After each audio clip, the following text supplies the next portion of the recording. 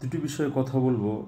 ছোটোখাটো একজন ডাক্তারের সাথে আজকে সাক্ষাৎকার হলো। উনি বলল যে বাংলাদেশের অধিকাংশ মানুষের জিনগত সমস্যার কারণে এদেশের মানুষ ভীরু জাতির। আমি শুনে অনেকটা অবাক হলাম যে বাংলাদেশে প্রায় লক্ষ লক্ষ মানুষ আছে যারা ঘুষ, দুর্নীতি, রাহাজানি, বাটপারি, বেইমানি, স্বৈরাচারী করে লক্ষ কোটি কোটি টাকা ইনকাম করেছে। তাদের সন্তান সন্ততি তাহলে কিভাবে বাংলাদেশে ভীরু থাকে?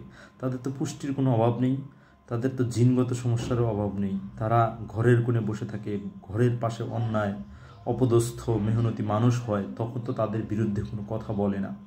তখন উনি প্রশ্নটা উতরিয়ে গেলেন বা এড়িয়ে গেলেন।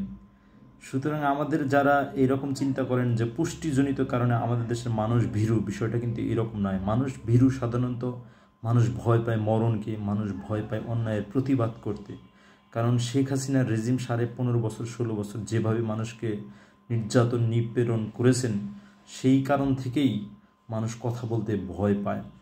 আর দ্বিতীয় যে প্রসঙ্গটি সেটা হলো, আমরা মসজিদে মক্তবে, মাদ্রাসায় বা মাহফিলে শুনে থাকি যে 5 ওয়াক্ত নামাজ পড়ো, ভালো কাজ করো, কিন্তু কখনো বলে না যে কোরআন শরীফের 6236টি আয়াত আছে, এর মধ্যে মাত্র 500টি আয়াত হবে হয়তো মানে বিভিন্ন ইবাদত বন্দিগির কথা বলা হয়েছে, কিন্তু বেশিরভাগ আয়াতে ইসলামী রাজনীতির কথা বলা হয়েছে, বিভিন্ন ভালো মানুষের রাজনীতির কথা বলা হয়েছে, যেটা বিচ্ছিন্নভাবে নয়, অবিচ্ছিন্নভাবে রেগুলারলি পাংচুয়ালি মেনটেন করে সৎ রাজনীতি করতে বলা হয়েছে। সৎ রাজনীতিটা কীরকম?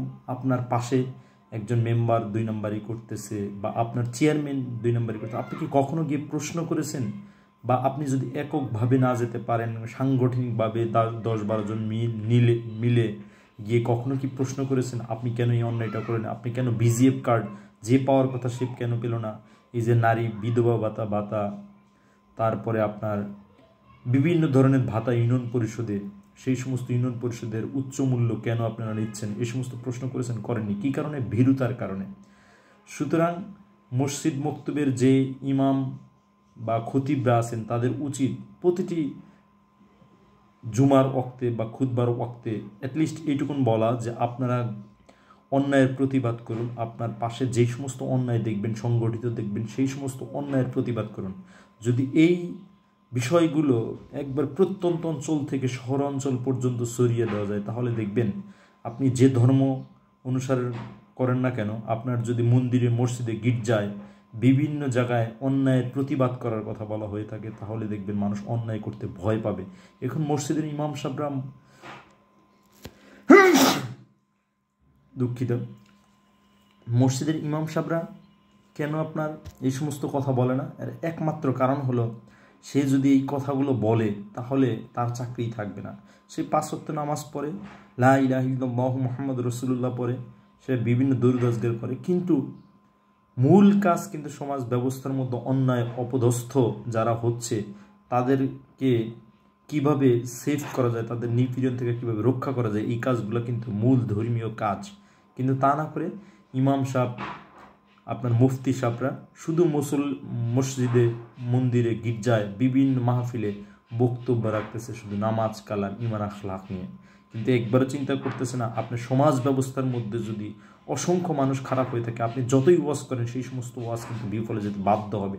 সুতরাং আপনারা এই কাজগুলো সবার আগে করেন, কারণ কোরআন শরীফের স্পষ্ট নির্দেশনা আছে যে ইন্নী জাইলুন ফিল আরদে খলিফা, আমরা খলিফা নিযুক্ত করবে এই জমিনে।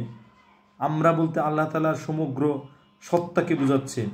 সেই সত্তা দিয়ে যদি উনি খলিফা জমিনে নিযুক্ত করেন, সেই খলিফা কিন্তু অবশ্যই একনিষ্ঠ চরিত্র হতে হবে এবং ন্যায়ের প্রতিভূ হতে হবে, অন্যায়ের বিরুদ্ধে তাকে রুখে দাঁড়াতে হবে। আদারওয়াইজ কিন্তু তাকে কখনোই খলিফা নিযুক্ত করবে না। আমরা জানি হযরত মুহাম্মদ সাল্লাল্লাহু আলাইহি সাল্লাম প্রায় 12.5 লক্ষ বর্গ কিলোমিটার আয়তনের প্রেসিডেন্ট ছিলেন। ওনার পরেও হযরত আলীরা প্রায় 30 বছর খেলাফা শাসন জারি করে রেখেছিল। সেখানে কিন্তু প্রবলেম হয়নি, সেখানে কিন্তু অন্যায় ছিল না, জাস্টিস ছিল। সব ধর্ম, যারা ধর্ম বর্ণ আছে সকলেই কিন্তু সকল ধর্ম চর্চা করতে পারত, কিন্তু সেই জিনিসটা কিন্তু আজকে নেই। আজকে আমাদের সুশীল চুতিয়ারা বলে থাকে যে মুসলিম ধর্মের লোকরা যদি ক্ষমতায় আসে বা ইসলাম যদি প্রতিষ্ঠিত হয় সমাজে, তাহলে আমরা বোরকা পড়তে হবে বা আমরা মানে চলাফেরা করতে পারবো না, আমাদের ধর্মচর্চা করতে, এটা কিন্তু পুরোটাই ফালতু কথা। আপনার দেশের 18 কোটি মানুষের যদি 17 কোটি মানুষ আপনার ভোট দিয়ে মানে সংখ্যানুপাতিক বলেন বা গতানুগতিক পদ্ধতি বলেন, যে পদ্ধতি হোক, ভোট দিয়ে যদি নেতা নির্বাচিত করেন, সেই নেতা যদি সংসদে গিয়ে পার্লামেন্ট আইন জারি করে, সেই আইন আপনার সুরক্ষা দিতে বাধ্য। আপনি ইউএসের দিকে তাকান, গণতন্ত্র চর্চা হয়, সেখানে সব ধরনের মানুষ কথা বলতে পারে। সেখানে কি গণতন্ত্র চর্চা হচ্ছে না? মানুষ ভালো নেতৃত্ব পাচ্ছে না? পাচ্ছে তো। সুতরাং জনগণের পিপলস রাইটকে কেন আপনি ডিনাই করতে যাবেন? বিভিন্ন সুশীল চুতিয়ারা পত্রিকাগুলো তারা চিন্তা করে, আমরা যদি এই দল ক্ষমতায় আসে, আমরা পত্রিকায় বিজ্ঞাপন দিতে পারবো, আমরা এই কাজ করতে পারবো, আমরা ওই কাজ করতে পারবো, আমাদের ঐক্য থাকবে না। সেই স্বার্থের কারণেই কিন্তু তারা এই যে গণতন্ত্র চর্চা, মানবাধিকার চর্চা, এই আপনার জাতীয়তাবাদ, ধর্মনিরপেক্ষতা, এগুলো ফালতু একটা কনসেপ্ট। এই কনসেপ্টের কোনো ভিত্তি আছে? একটার সাথে আর একটা কন্ট্রাডিক্ট করে। সেই কনসেপ্টের উপর ভিত্তি করে আপনি যদি সাংবিধানিক আইন প্রণয়ন করতে চান, তাহলে সেটা তো লেজে গবরে হবে। সুতরাং সেটা দ্বারা কারোই অধিকার 100% নিশ্চিত হবে না। আমাদের দেশের প্রায় 53-54 বছর বয়স হলো, কিন্তু অথচ দেখেন মিলিয়ন মিলিয়ন বিলিয়ন বিলিয়ন টাকা চুরি হয়। যে দুর্নীতি দমন কমিশন বলেছে প্রতি বছরে অন্তত কয়েক মিলিয়ন ডলার চুরি হতো এই বাংলাদেশ থেকে। তাহলে এই যে গণতন্ত্র, জাতীয়তাবাদ, এই সমস্ত ফালতু কনসেপ্ট দিয়ে এই সমস্ত আপনাকে চুরি থামাতে পারতেছেন না। সুতরাং পিপলসের রাইট যদি থাকে ভোট দেওয়ার, জামাতকে ভোট দিবে, যদি জাতীয় নাগরিক কমিটিকে ভোট দেয় দিবে, যারা ভালো নেতা, যারা সমাজ ও দেশের জন্য কাজ করতে হবে তাকেই নির্বাচিত করবে। এটাই তো আমাদের রাজনৈতিক মোটো হওয়া উচিত। আমি সবসময় বিশ্বাস করি, মানুষ এলাকায় থেকে কোন ধরনের মানুষ নির্বাচিত হয়েছেন, হিন্দু, বৌদ্ধ, খ্রিস্টান, কে নির্বাচিত হয়েছে সেটা কোনো বিষয় না। বিষয় হলো তার চরিত্র কেমন, সে কি ধরনের কাজ করতে চায় সমাজ ব্যবস্থায়, এবং সমাজের মধ্যে কতটুকুন চুরি বাটপারি রুখতে পারে। মুরগি চুরির বিচার, গরু চুরির বিচার যেন 10,000 টাকা করে 2,000 টাকা গরুওয়ালা পায়, 8,000 টাকা বিচারকরা খেয়ে ফেলে, এইরকম যেন না হয়। এই কথাগুলোই তো রাজনীতির মূল কথা। সুতরাং আপনি দোকানদার হন, আপনি চাকরিজীবী হন, আপনি যে শ্রেণীতেই থাকুন, আপনি এই কথাগুলো বলেন, আপনি ইমাম সাহেব হন, এই কথাগুলো বলেন। এই কথাগুলো বলে যোগ্য নেতা ঘরে ঘরে নির্বাচিত করার চিন্তা করুন, প্রতিটি আসনে ভালো ভালো এমপি নির্বাচিত করার চেষ্টা করেন।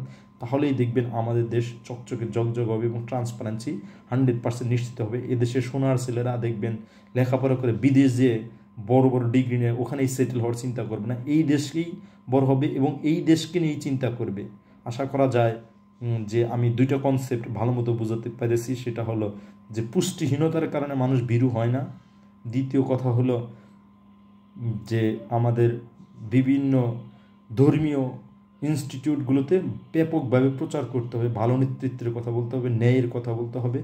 নামাজ পড়া যেমন জরুরি, তার চেয়েও বেশি জরুরি সমাজে ন্যায় প্রতিষ্ঠা করার জন্য। নামাজ আপনি একা পড়তে পারেন, আপনি নামাজ পড়ে সমাজে ন্যায় প্রতিষ্ঠা করতে পারবেন না, কিন্তু আপনি যদি ন্যায় প্রতিষ্ঠা করেন সমাজে, তাহলে সমাজের সকল মানুষ সকল ধরনের কাজ শান্তিপূর্ণভাবে করতে পারবে, সম্মিলিতভাবে করতে পারবে এবং সমাজের মধ্যে একটা জাস্টিস ব্যবস্থা প্রচলন হবে বলে আমরা বিশ্বাস করি। ধন্যবাদ।